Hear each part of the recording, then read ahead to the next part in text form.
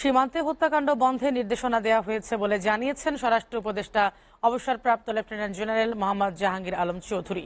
তিনি বলেন, এবার পূজা দেখতে সীমান্ত দিয়ে কেউ অবৈধভাবে যাওয়া আসা করতে পারবে না।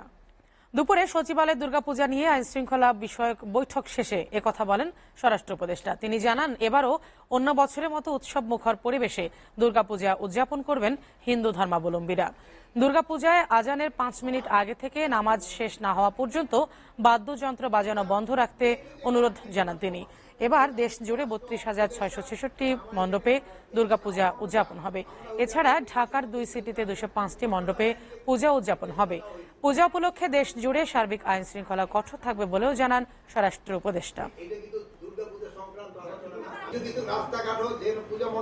ভবিষ্যতে এই ধরনের ঘটনা যেন না ঘটে, এই ব্যবস্থা নেওয়ার জন্য আমি সংশ্লিষ্ট অথরিটিকে আদেশ করেছি। এই পূজার সময় কিন্তু এখানে আরেকটা সমস্যা দেখা যায়, যেহেতু আমাদের যাওয়া আসা করে, মানে এই পারের লোক ও পারে পূজা দেখতে যায়, ওই পারের লোক এই পারে পূজা দেখতে আসে। আমি এই জন্য এখানে সবাইকে আমি অনুরোধ করেছি যে এবার যেন আপনারা বর্ডার বেল্টে ভালো ভালো পূজা মণ্ডপ করেন, যেন আমাদের লোক ওই পারে যেন না যায় পূজা দেখার জন্য, আর ওই পারের লোকও যেন এই পারে না আসে, এইটার ব্যবস্থা নেওয়ার জন্য। আমরা ধর্ম মন্ত্রণালয়ের উদ্যোগে একটা পূজার মিটিং করব।